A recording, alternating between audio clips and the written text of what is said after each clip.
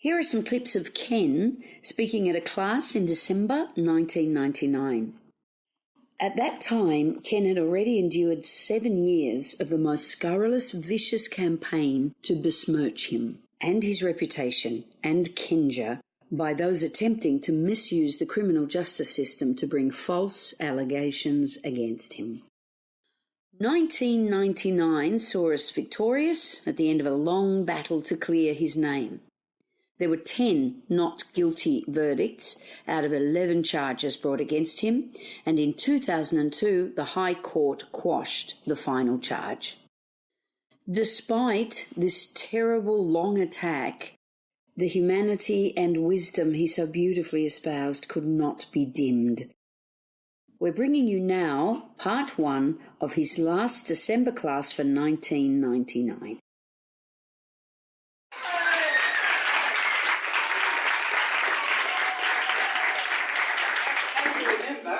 I gave the youngsters, the children here, a task of writing out a list of the things that people can't buy, the things that they have that are not for sale. Viewpoints that nothing can take from them. They're personally part of you. Your personal abilities and different facets of your character, which is you. Nobody can buy those. Well, the last one on it, to complete it, was our friend here, Justin. So Justin came up with his, and do you think you can tell the people yours? Or do you need Mum? He can't read that, so... No, he can't read it. But he might remember them, or we can read it. Can you read it together with him? Yeah, sure. Because when you hear them, you'll hear that they are Justin's, not Mum's. Okay. So it's what Justin has that money can't buy. 1, they can buy the clothes, but not me being a dinosaur. Number 2, they can buy the clothes, but not me being Darth Vader. They can't buy me loving Batman, and they can't buy me loving Power Rangers and Toy Story 2. And they can't buy me postulating going to the zoo really soon. And we're going tomorrow.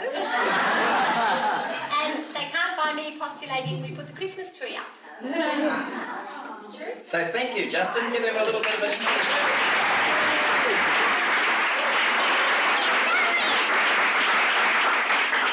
I think all of you should make a list of the things that people can't buy, that you have that money can't buy. And these are the non-transitory things, these things that are outside of the money game. And also you become aware then of those things that are uniquely you and yours. That you are a unique person. They're absolute individual qualities and characters that are not for sale, and they can't be bought. You can share them with people if you've got an artistic ability. You can share your artistry with people, but they can't buy it from you. They've got to learn art themselves. Is that true? Yeah. So you finally get an idea of the uniqueness. Each person is unique within themselves. Which brings me to a point.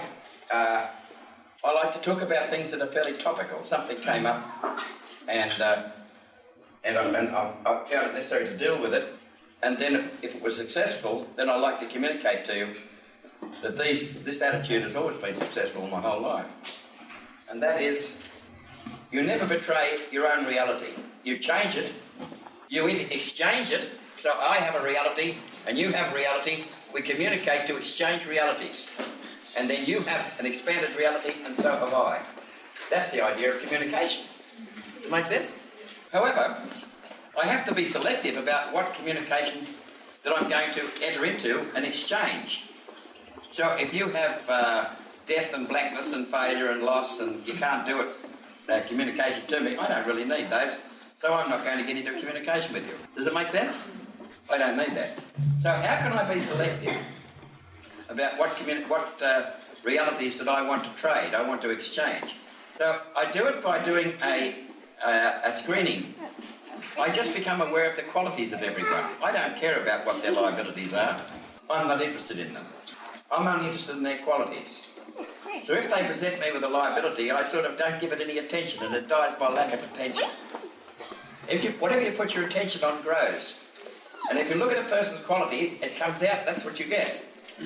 if you're defensive and you're looking at persons how they can hurt you, that comes out because that's what you're giving your attention. You're defensive. Make sense? So the point is that if you tend to look at a person's qualities, you get those. That's what they give you, what they've got. Is there anyone in the room that is not a natural-born bastard? Is there that quality peculiar to everyone in the room? Do you have that quality there? And you're capable of putting it out. Is that true? Yes. And has everyone in the room got a really human, creative side? Responsive, creative side. Is that true? Yes. So, everybody's got everything. Negative, positive, it doesn't matter. But you get what you put your attention on. So somebody can come to you and try and involve you because they don't feel that they can operate on the level of communication you're capable of. They try to drag you down by giving you a lesser communication, so you'll Q&A with it and drop from your level to theirs. Then they feel they've got a line with you on their tone level. Make sense? And you don't buy that. Proof of that, you've known me for a long, long time. When you talk to me, do you ever give me negative communication? Put your hand up if you give me negative communication. Why don't you? Why is it that I always get good communication from everybody? And I'm going to tell you why. Because I don't validate anything else. I don't validate anything else. So you give me a negative communication, I'll say, thank you, I understand that, and I put my attention on something else. So I just want Q&A. I won't communicate to you on a negative level. If you want to be negative, I'll be positive about being negative. You can be very positive about being negative. So if somebody wants to be negative to you, somebody talk to me now negative about something. Anything. Come on, really turn it on negative. About me, personal, anything you like, I don't care. Ken? Yes? You're eating too much sugar, bread and dairy products. You're getting fatter. And because you're getting fatter, that's pulling your spine out. Now, if you don't stop it, you are going to end up in a wheelchair and we're going to have to push you up the lift and then somehow pick it up and bring it upstairs. Are you communicating to me that if you associating me with you, obviously? No, I'm not. Wait a moment, you're not educated. Now, that means if you had a lot of sugar and you got fat, you'd end up in a wheelchair. Me, no. You, yes.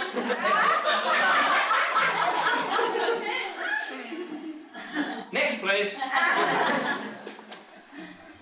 So you can be very positive about being negative, can't you? That's positive about being negative. Because I'm obeying one basic rule, and that is remain at cause point. A golden rule. Remain at cause point. So if somebody wants to be negative,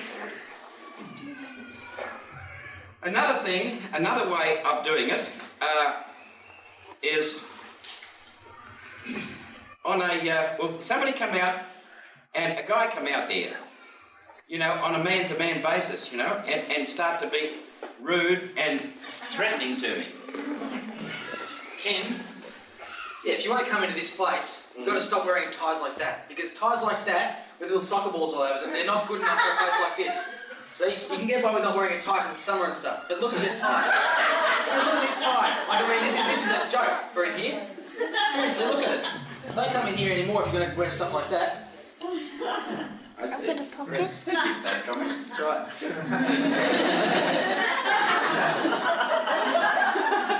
Can you see what I'm trying to say? Now, I don't have to buy it. I leave it with him. I put the space around him and let him with it. Did I do that? Yeah. Does that make sense? Yeah. These are the skills of communication. Because we live in an environment in which there is creation and destruction of purpose, of a worthwhile purpose. Somebody tries to create a worthwhile purpose and somebody tries to destroy a worthwhile purpose. Yes. So if you want to maintain your worthwhile purpose, you've got to handle negativity. And you've got to know how to handle it. You don't say it's bad. Negativity is not bad. Without negativity, we'd be bored about being positive. Everything would be positive. It'd be awful, wouldn't it? Would any of you guys like to really marry a good woman? A good woman. No matter what you did, she was good. You'd feel so guilty. You'd end up divorcing her. Gee, Gil. True enough. Yep. You've got to have a balance on things. Negativity is important to make it necessary to be positive. If you didn't have night, you wouldn't have day. You've got to have negativity. Have an affinity for negativity. Learn to play with it like a toy. Does it make sense? So you don't say it's bad and something you should defend yourself against. I didn't defend myself with our friend, did we?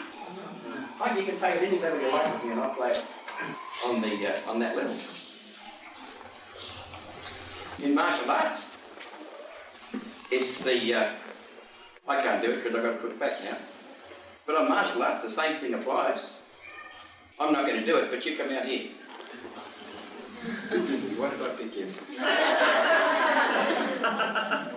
So, in martial arts then, if you made a reach to me, and I would call a negative reach, if you wanted to hurt my body, that's negative to my body's survival. Is that true?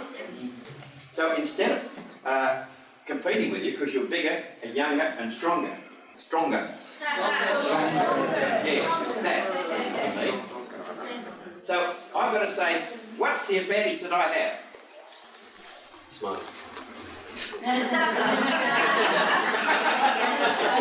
that's right. So there is no way, and I'm fast too, and I can make quick decisions. Does that make sense? But say for instance,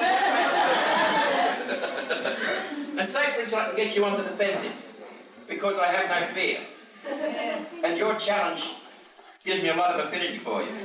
You know what I mean? I like you. You know? And I want to help you understand that violence is naughty. Does it make sense?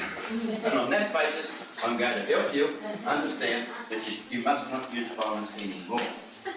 Does that make sense? So I give you an example, I give you a lesson that you will never, ever forget.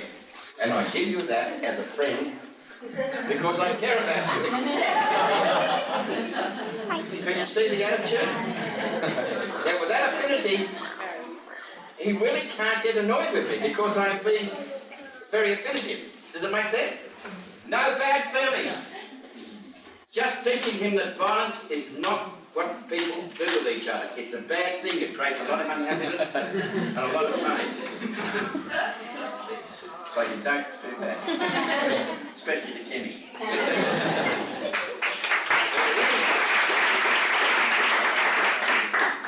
So that's on a base level, you know, a real physical level. And I want to thank you for that, because that just, you know, that's... Thank you for your co-creation on that. You ladies are making a dress, and you have some material there.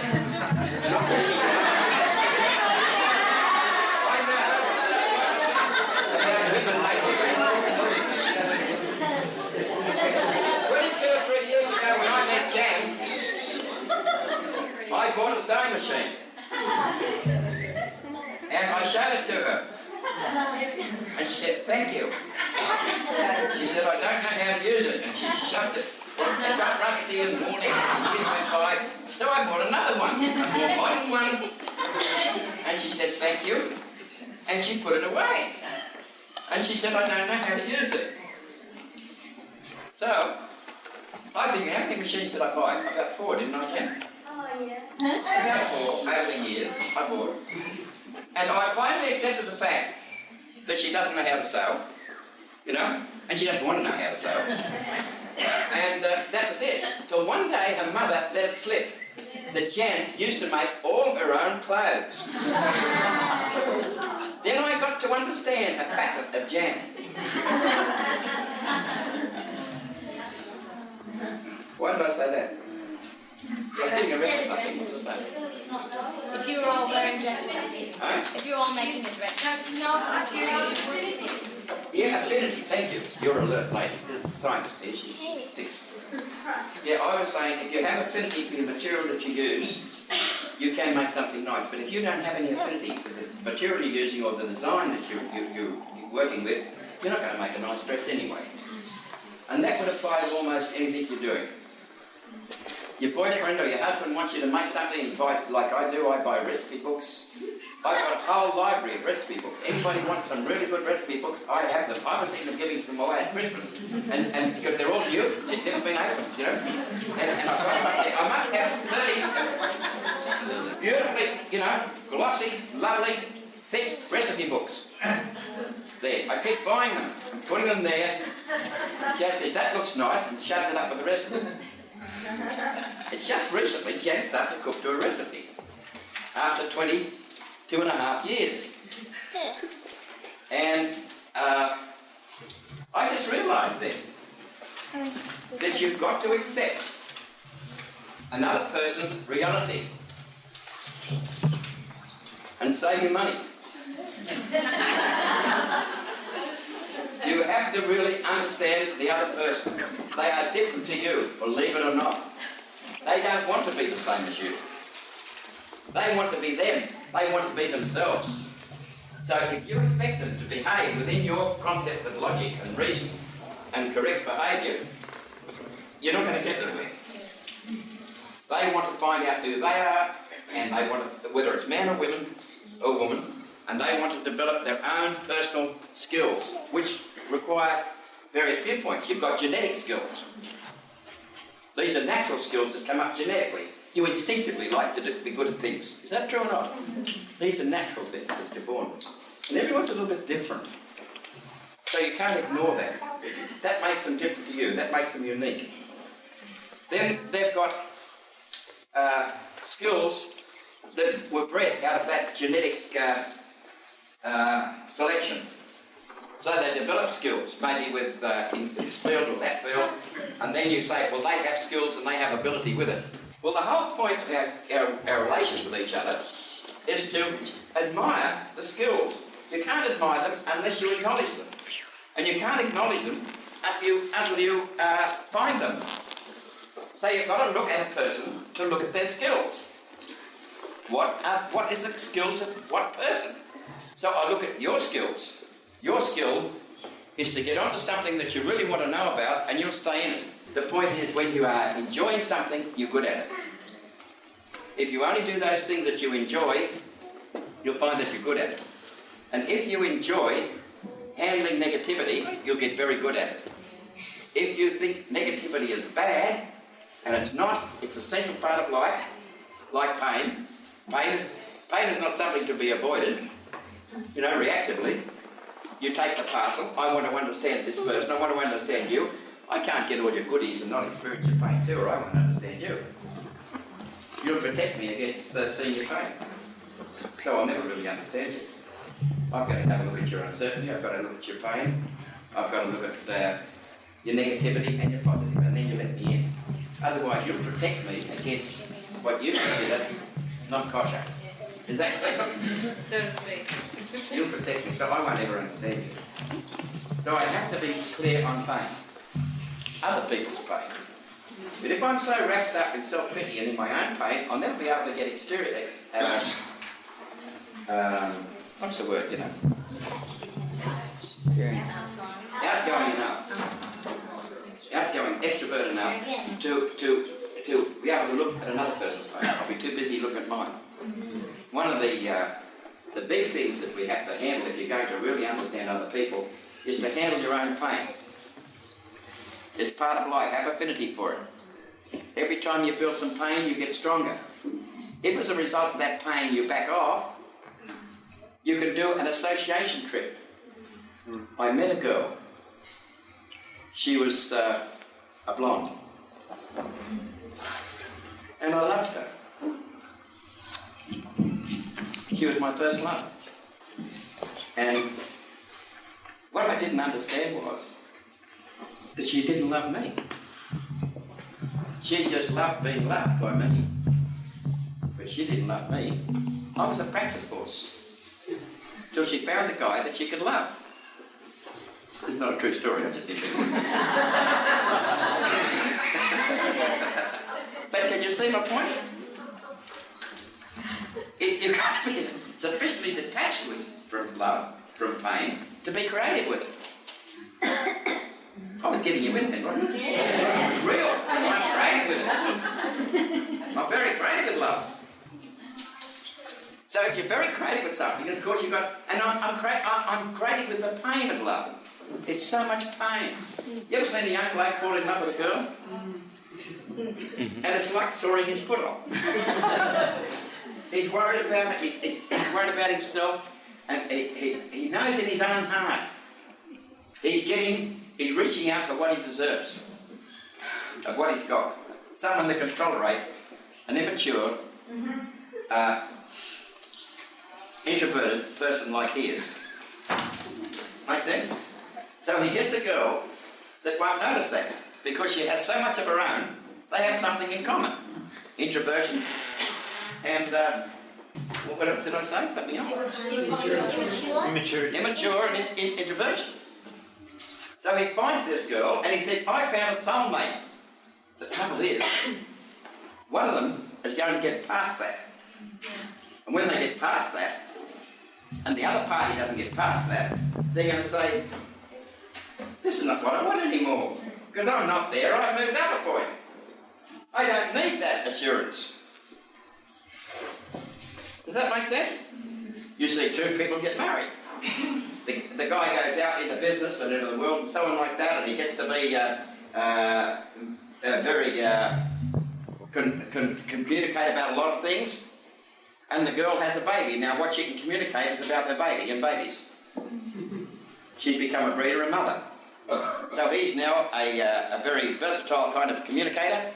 He can he knows what's going on in the business world. He also has to be able to get along with people, and he's not. He knows that he can't get along with people that are going to be any value to him if he's introverted. They're not going to be interested in him. True? So he has, through necessity, to clear his introversion. Is that true? Yeah. So he's growing, and she is not. Her little universe is about the babies.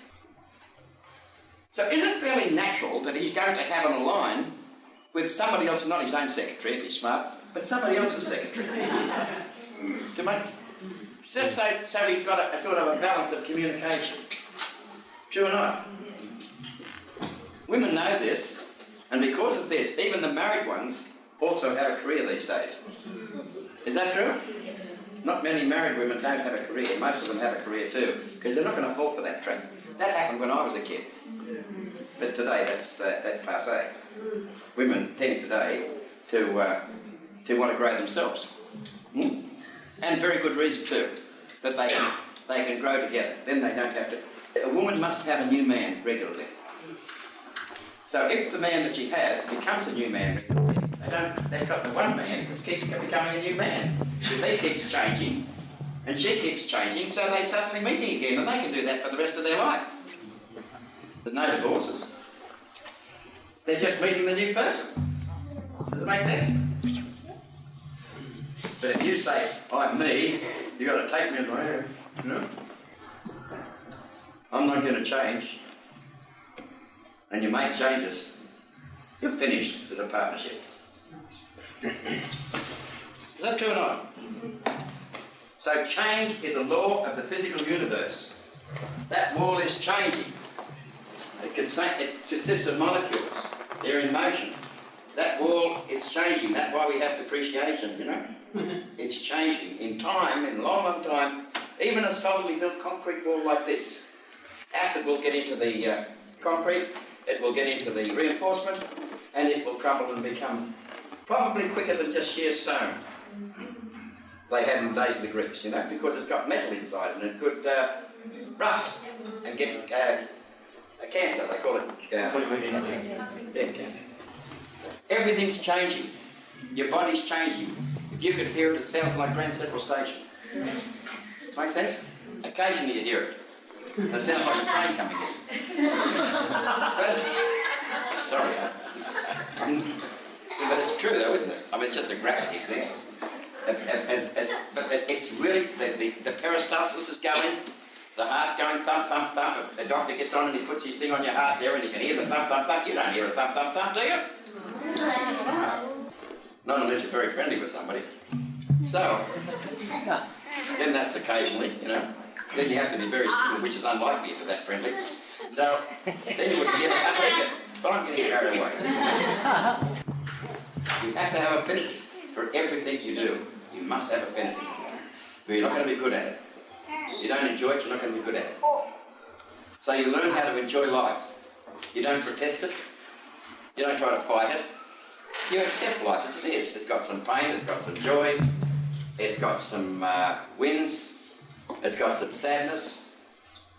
You just don't get stuck in the negative factors of life. You learn how to do a time study on them, how to move out of them quickly. Not to avoid them, just to experience them and move out of them quickly. Make sense? Get a better idea. But they're there. If you try and avoid them, you'll build a prison of protection around yourself. And that will protect you, but it'll keep you out of reality with what's going on the outside, because that prison protects you, but it also stops you from being aware of what's going on. Your reality suffers by your defensiveness. True or not? Yes. Trick is you don't be defensive. If you're defensive about anything, make that a tactical move. Make your defensiveness a tactical purpose in your defensiveness. And you can appear to be defensive. So when I walk down the street, can you give me my walking stick, please? Somebody? Robbie, could you pass my walking stick up to me? Oh, thank you, Peter. Yeah, Robbie, come on. Thanks, Rob. I have found out since I've been using this walking stick, because I have a dislocation of a part of my spine, and it's causing me a lot of lack of circulation in my legs. Every now and again, I go a bit wobbly, so I carry this stick. But since I've been walking with this stick, I'm walking down the street. You know how people kind of walk and challenge you, so you'll step aside? Yeah.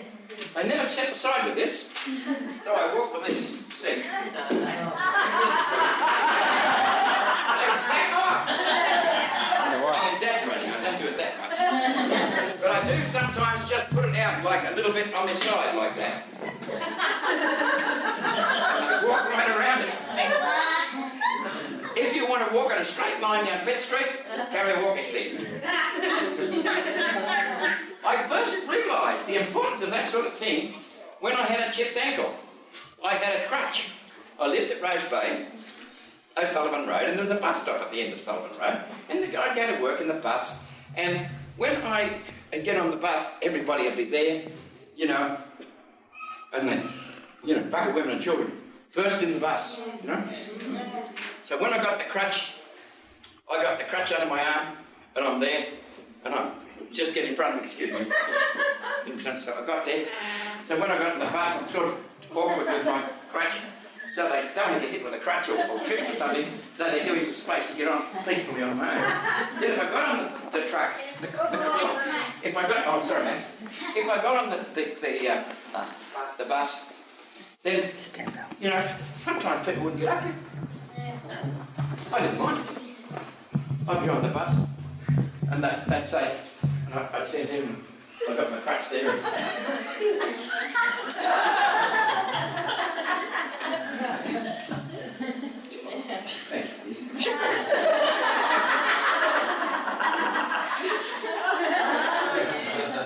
Gee, you know, crutches, things. Now these are physical things, but people use personality things to do the same thing. Is that true? To get sympathy, to get attention. So you're playing a pretty good game, they can't match you in the game. They try to get your attention. You're an executive, one of the oldest games as an executive. I used to be a director of public companies. And one of the things I learned is never to be a puppet. A puppet is a person that can be successfully approached with a problem. This man is a problem. So I drop everything to handle that problem. He comes to me with a problem. He just creates the problem. He finds one, creates it. Comes to me with a problem. I drop myself because there's an urgency in his tone about this problem. You know?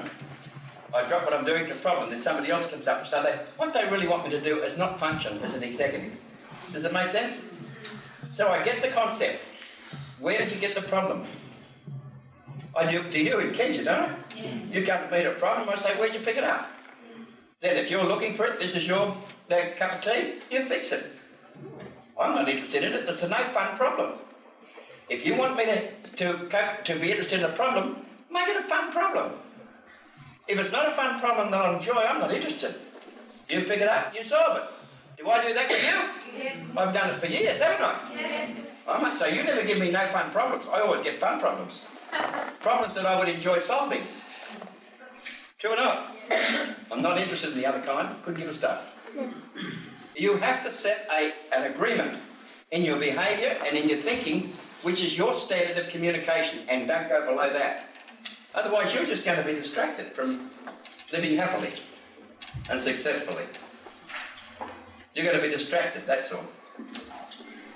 You're going to be distracted by negativity. What I did, I used the environment. I didn't take her on personally. I used the environment. I used you. Never be one out. Never try to handle life on your own. Use the environment. Is that true? Join the human race. Then the human race is all on side. See, you'll find in history, and even in today, right throughout the world, people get into self-destruct when they lose the human viewpoint. Nations, groups of people, they get into self-destruct when they lose the human viewpoint. Is that true or not? Yes. Read the papers. When you lose the human viewpoint, you get into self-destruct. But that also applies to you individually. You get into self-destruct when you lose the human viewpoint. What's so special about this goddamn human viewpoint? But you'll find everybody in your normal life are wiping themselves out because they're isolating. If they start to produce a non-human viewpoint, they'll be successful for a while. They'll knock the humans out because they're the child. The human is the child in you. They'll hurt the child, and you get the child and you put it away and say, well, that's it. Like I come out here at being my child, the child in me, coming out at you, Mike, and it comes out and say, "G'day, Mikey, there you go, mate." And you give me a real put-down answer. "Hello, Mikey, how are you?" Oh, all right. Yeah. "That's good. Yeah. You're looking good, mate." Yeah, that's all right. "How's business?" Business is good, yeah. "Yeah." Yeah. Yeah, it's not bad. "You're a miserable-looking bastard today, Mike." "What happened, fella?" Oh, days aren't long enough, Ken. "What?" Days aren't long enough, "I know. See, I have affinity for his negativity and then he changes. Is that true?" "I don't resent it. I have affinity for it, you poor old bastard. Miserable." I come out to say it. I don't sort of infer it or suggest it. Can you? He knows it. He can't argue with me. Listen, I want to be nice. You don't be nice. You get respected. My father used to say to me, "An ounce of respect is worth a ton of love." Now, the only kind of love that really, the only part of us that loves is the human, is the child in us loves. We love each other as children. The child in us loves. As a spirit, we don't love, we just understand. You understand, you don't love. What you can do, the very greatest of the spirit, is to understand. But the love is a human thing, as a human viewpoint. My human loves your human. That's how, it loves the human. Does your human love my human? But you may not agree with me as a person. Make sense? But the human can communicate. Is my human communicating to you, sweetie? What else have I got here? Is it? Is it? Yeah. See, that cuts across everything. The most powerful asset you can have. The greatest ally that you can have is your own human spirit. The human in you. And it's the one you neglect. Is that true? You neglect it. It can delouse and take away the thorns out of any human problems. You take the human viewpoint. That's your greatest asset. And yet, is that the part of us that do we go around and protect it, or we try and clear it and make it stronger?